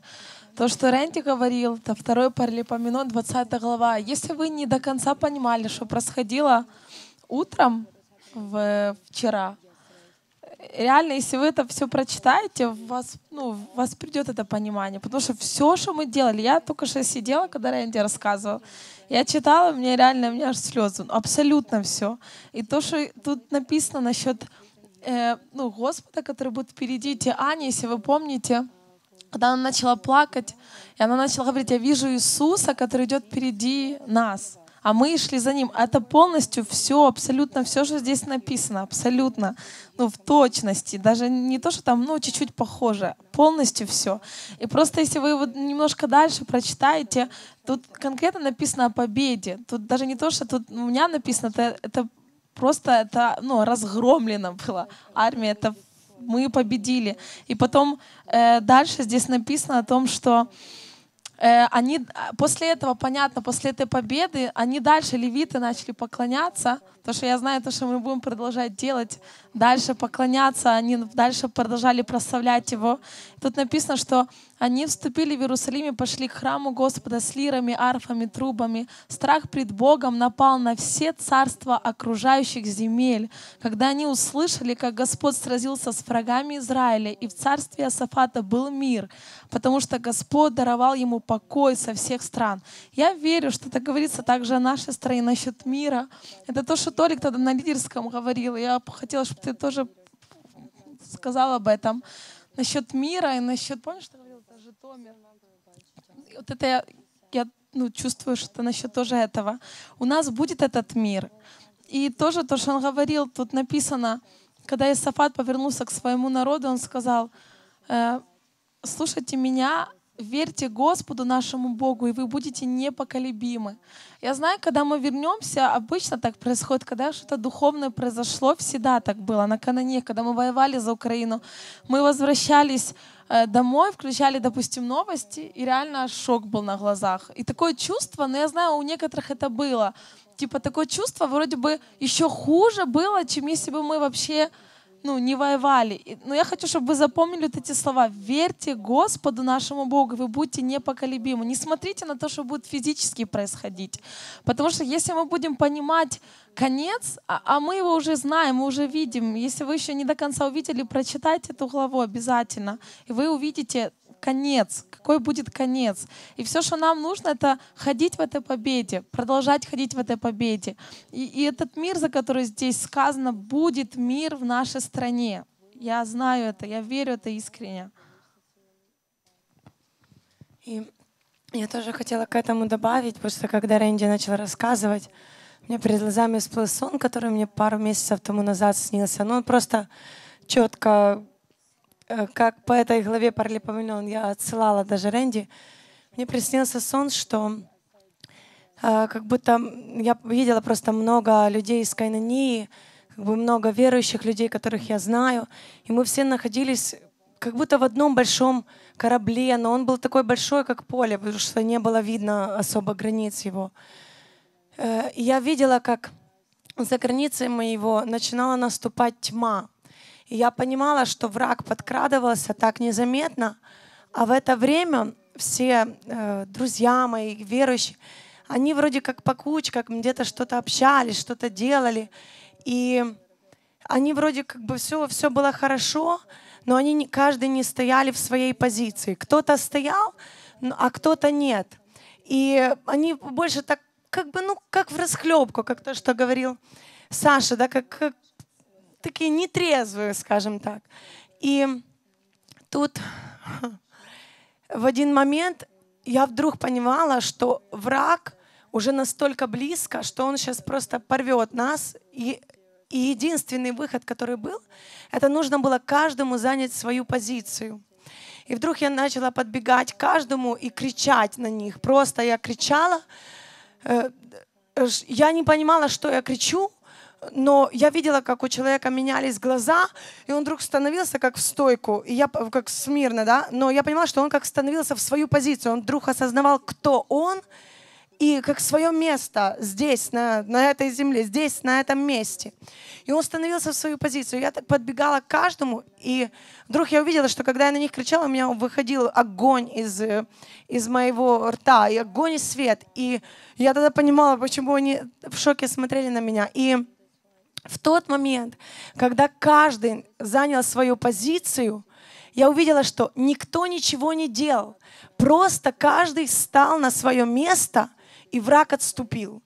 То есть мы не стали бороться с ним, мы не бежали против этого врага, просто каждый стал на свою позицию. И что в этом сне я еще увидела? Это ложь, которую дьявол всем незаметно, очень незаметно говорил о том, что это не ты не особо важен. Кто-то другой, это он сейчас ведет эту войну. Это не твоя война. Тебе не обязательно, ты как-то, ты можешь, сейчас не особо тебе нужно быть здесь. И что Бог показал в этом сне, что каждый важен. Каждый важен. Каждый. Не было там, на том месте не было ни одного, кто был бы, неважно. Где бы он ни находился, ему просто нужно было занять свою позицию и понять, кто он. И уже в этом была победа. Уже через это враг отступил, когда каждый занял свою позицию. И то, что когда Рэнди начала читать это, я просто реально увидела просто то же самое. Если мы все сейчас поймем каждый, кто мы, и займем свою позицию в Боге, Он уйдет. И нам не нужно будет бежать и физически бить что-то. То есть это не имеется в виду, что физически ничего не нужно делать. Просто нужно знать от Бога внутри, где твоя позиция, кто ты. Я о том, что Яна говорила, я вообще, у меня пришло такое желание, буквально несколько тезисов основных из того, что мы говорили, о чем мы делились, чтобы связать как-то его сейчас все вместе, быстро. По поводу почтения, по поводу того нового времени, которое говорил Рэнди, что мы входим в это. Я реально почувствовал в одно время, что мы стоим перед дверью войти в что-то новое. И оно настолько сильное и настолько непривычное для нас, что моя вера даже не способна была справиться с этим, чтобы это принять. Я просто оставил это как на время. Я понимал, что там будет происходить очень какие-то сверхъестественные вещи в нашей жизни. И это будет полностью перемена всего, что происходило в нашей жизни. И когда я делился в одно время, мы молились, общались, делился в одно время еще мы с некоторыми людьми. И я делился еще тогда о почтении. И мы конкретно увидели, что ручкой на этой двери, когда мы войдем туда, это будет почтение. Когда мы сможем почтить, когда мы сможем... То есть это другой уровень отношений. Почтение это не просто что-то отдельное, это целая культура, через которую, благодаря которой мы сможем принять все и войти в это все. Я очень сильно верю, потому что я имел это слово, что для того, чтобы сегодня, для того, чтобы происходило даже вчера на сражении, все, что нам нужно почтение, мы не сможем без почтения. Потому что это не та война, это не война против крови и плоти, это не война, где мы можем кого-то унижать, как-то превозноситься над кем-то, не считаться с кем-то. Но это совсем другая война. Такая война, она заканчивается, очень печально. Но это другая война. Это война, это через почтение, это почтить. Не буду множество деталей говорить. Я знаю, что многим после этого всего станет это открыто, и Бог Он еще откроет множество вещей и множество тайн, которые хранились до этого. И еще я увидел именно Житомир, что не случайно все это происходит в Житомире. Само название Житомир, оно из двух слов, которые очень важную как бы составляющую играют роль сущности Украины, как хлеба, как земли хлеба, и мира, которое придет на Украину. И я буквально чувствовал, что это должно произойти в Житомире. Что я даже говорил с людьми, которые из Житомира, я говорил, это как призвание на этой земле, это как помазание на этой территории, на центральной Украине. И просто мы все сказали, я сказал так, по крайней мере, мы говорили, я готов быть вместе, я готов быть в это время, вести это сражение именно, ну, как бы на этой земле. Я не до конца понимаю все вещи. Я говорю просто какие-то моменты из того, что мы чувствуем, мы переживаем, мы видим. Но я 100% уверен, что то, что произошло, это не просто утешение, это конкретная победа, это конкретные вещи, которые произошли.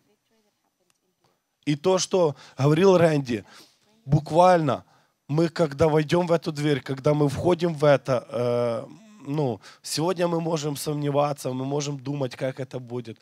Но завтра мы можем проснуться и понять вообще, что что-то произошло. И, возможно, мы не найдем слов для объяснений, но мы будем входить в это, видеть. И я верю, что мы будем продолжать ходить. И многие вещи, которые были в тайне еще, и мы не понимали сегодня, они будут открыты и понятны для нас.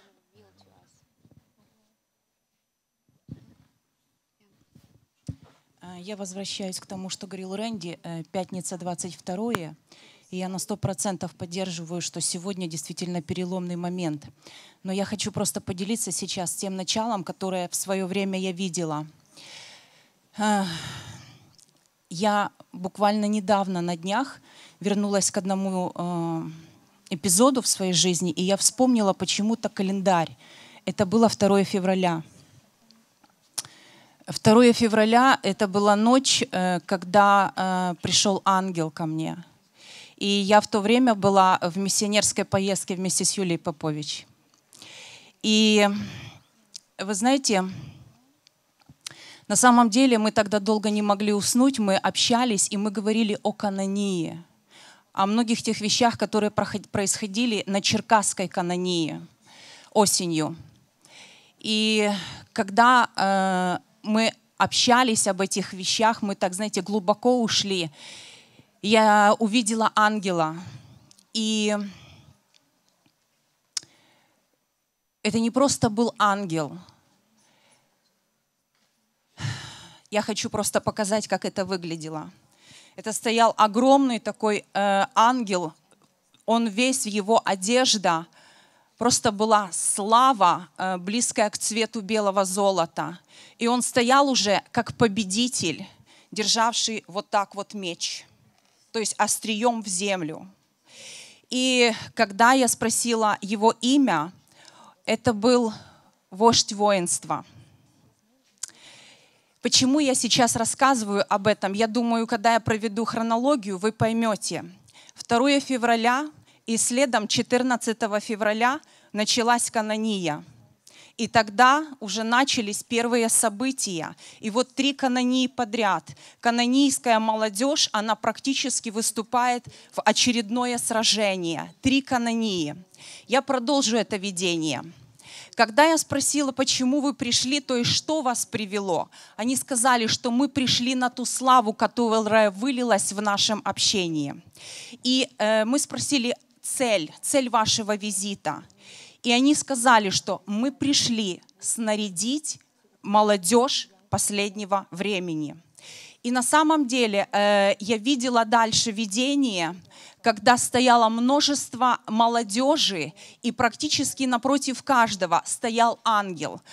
Вождь воинства, он просто стоял вот в позиции победителя, и он даже ничего не говорил, но как будто бы мысленно он ангелам давал задание, поручение, что делать непосредственно вот по отношению к молодежи.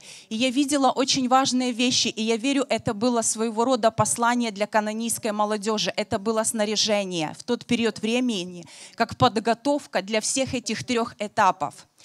Я видела, как из рук молодежи ангел каждый забирал, знаете, какие-то вещи.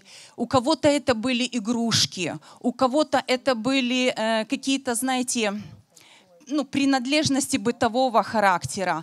У кого-то он забирал такие мечики, и в основном это мечи были деревянные, у кого-то надломленные, у кого-то покороче, у кого-то подлиннее. Одним словом, все то, что носило земной характер, ангелы забирали.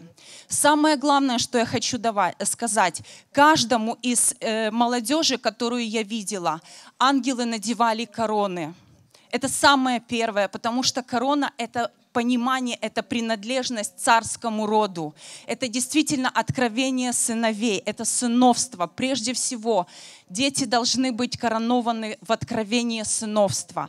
И потом ангелы надевали на каждого бронежилеты. Вы знаете, на тот момент мои мозги не могли понять, почему бронежилеты. Я сегодня могу понять, почему это были бронежилеты, потому что это часть военного обмундирования. Но этот бронежилет, он по своему свойству, по составу, по качеству был точно из того же материала, как и одежда ангела, как и меч его. И точно так же он каждому давал меч. И этот меч в руках у каждого из ребят, он ничем не отличался. Скажем, не было такого, знаете, разделения, что у того меньше, у того больше, шире, уже. Меч, определенная мера власти и действительно победа, славная победа. Бронежилет и меч, они были из одного материала. И я просто сейчас провожу хронологию. Это было буквально перед началом первой канонии, февральской канонии, когда начались все эти события. И я верю, что Бог тогда пришел в лице этого ангела для того, чтобы снарядить канонию. Первое — откровение сыновства. Защита и слово, откровение, которое действительно производит определенное действие в духовном мире.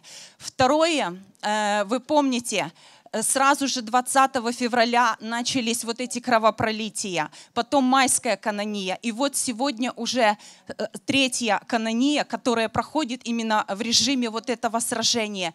И я просто верю, что то, что я однажды видела в этом видении, это действительно был период снаряжения для того, чтобы все эти 3 канонии, молодежь, будучи снаряженная небесами, побеждала и пришла к сегодняшнему дню. Я хочу говорить о следующем году.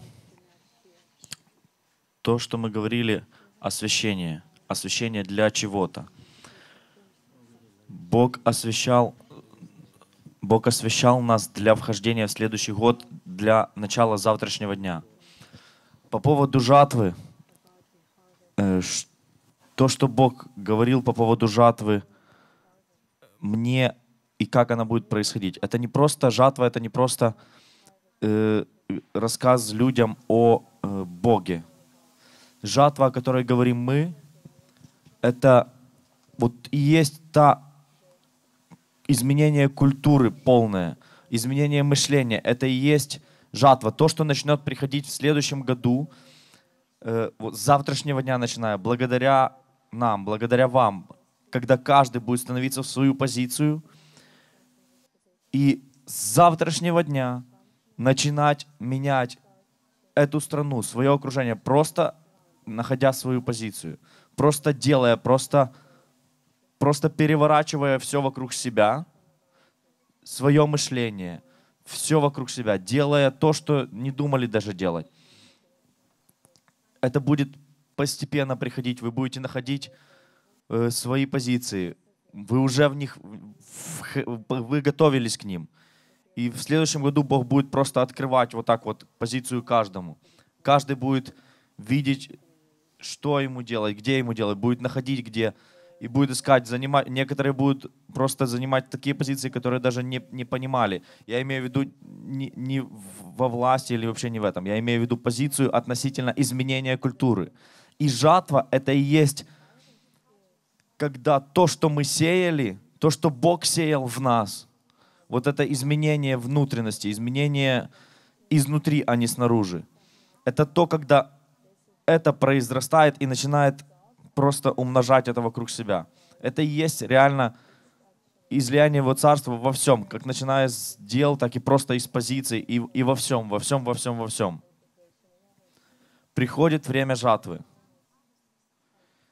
Приходит время полной просто переворота культуры, начиная с нашей страны и дальше.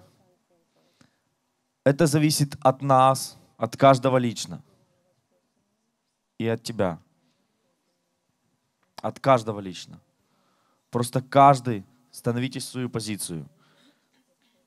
И переворачивайте. Я не буду много говорить.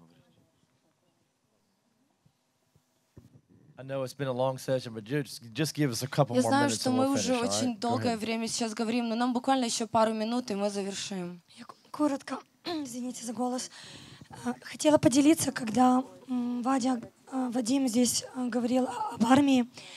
Я видела такое видение, когда Иисус стоял как Моисей, и каждый, кто был в этой армии, он стоял с одной стороны, он проходил через Иисуса, и Иисус давал свиток, меч и посох. И Он давал каждому, кто проходил через Него. И ни один человек не мог обойти Его, но Он проходил через Него на другую сторону. Как будто входя в новый период, в новый этап, мы проходили через Его сердце. И я знаю, что посох — это определенная власть, которую нам дал. Это также сердце, служение другим людям. Это как пастух, который пасет своих овец, он заботится о них. Свиток — это то послание, которое мы несем, это Его Слово.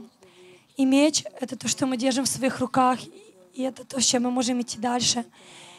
И Он давал это каждому, абсолютно каждому, кто проходил через Него. Неважно, это был маленький или большой, старый или молодой. Но каждый, кто проходил через Его сердце, через Него, он получал это.